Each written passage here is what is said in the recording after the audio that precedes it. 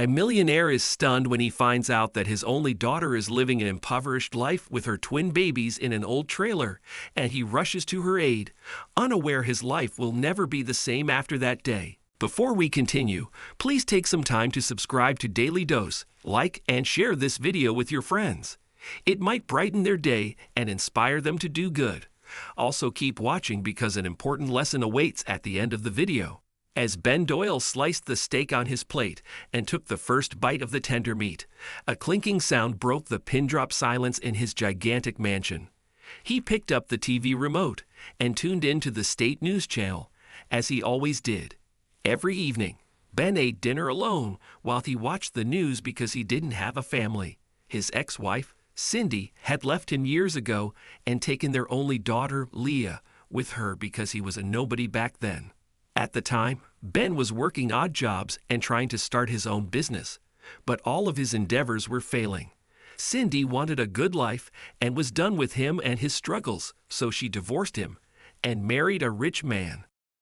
Ben's finances were not stable, and he couldn't win Leah's custody, but he loved her and sent her gifts on her birthday every year. Years later, when Cindy's husband received a work transfer and the couple relocated to a different state, Ben lost touch with Leah. He tried calling Cindy to find out where she was, but Cindy didn't return his calls or texts, and even forbade Leah to have any sort of communication with him whatsoever. All alone and with nobody to love him, Ben's only focus became his work. He worked day and night until he became a millionaire. But though he had money, fame, and a comfortable lifestyle, Ben didn't see the point in all of it when he didn't have people to love him. He arrived home every evening, and there was no one to welcome him. He ate dinner alone while watching TV, then went to bed, woke up the next morning, and returned to work.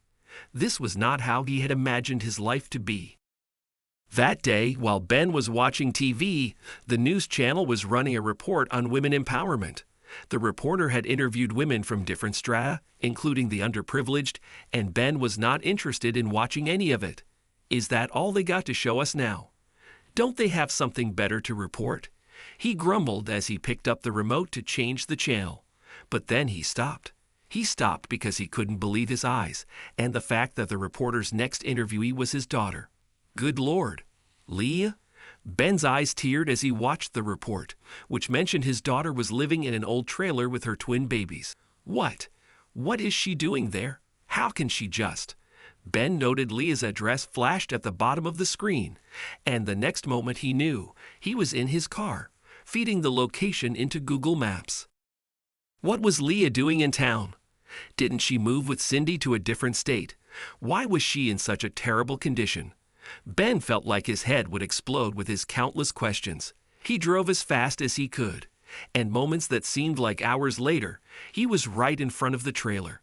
It was evening, and he couldn't see the trailer very well owing to the darkness, but he could still make out its shabby condition. His tears didn't stop as he knocked on the door. A couple of minutes later, Lee answered the door and was shocked to see him. "Dad? Oh God, what happened to you, and how did you?" Ben hugged Leah tightly. "What happened to you, Leah? What are you doing here? Why didn't you contact me if you were struggling?" Leah pushed him away. "Enough, Dad. You were the one who walked out on us. Don't you remember? Mom told me everything. You never wanted us because you loved your business and career. What's the point of it all now?" "Is that what Cindy told you?" Ben was shocked. "Do you really believe that?" "Of course I believe Mom. She was always by my side when you weren't." Ben shook his head.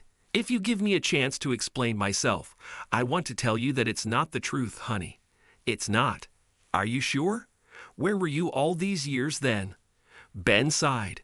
"Can I please take a seat before I start? I'm exhausted." Lee opened the door wider without uttering a word and let him inside the trailer. Ben spotted the twins sleeping in an old bed in the center of the small space, and he felt terrible. "Before I tell you my side of the story," he said, sitting on a stool, "I hope you take all those negative things about me out of your head. The truth is, Leah, when you were 10, your mother relocated to a different state with you.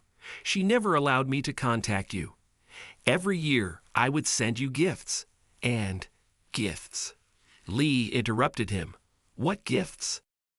Ben sighed. So she didn't let you have those presents. Here, he showed her pictures on his phone. Every small memory about you is saved on my phone.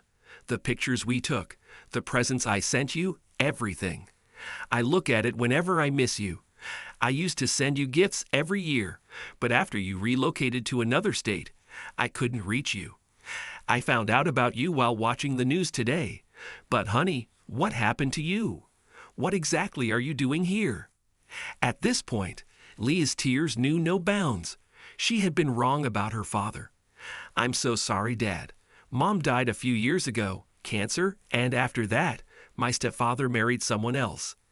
I was dating a guy who brought me here after promising that we would start a family here and that he would get a good job. We did start a family, but he abruptly left us one day and never returned. This is the only way I could survive on my own. I work as a tailor to support my girls. Ben held her hands in his. Listen, Leah, we can't change what happened in the past, but we can make our future better. You and your children are coming with me.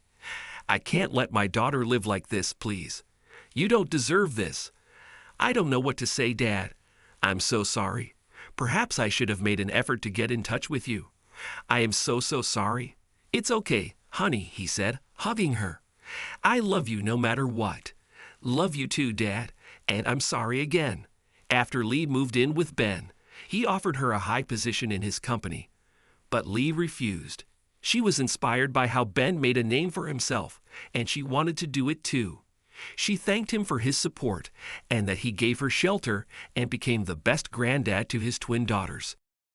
Leah wants to make Ben proud, so she's learning business basics from him while working part-time as an intern at his company. But whatever happens in the future, whether Lee makes it huge in life or not, she and Ben are finally happy, and the twins have a devoted grandfather. That's all that matters. After all, at the end of the day, nothing feels more precious than a happy family.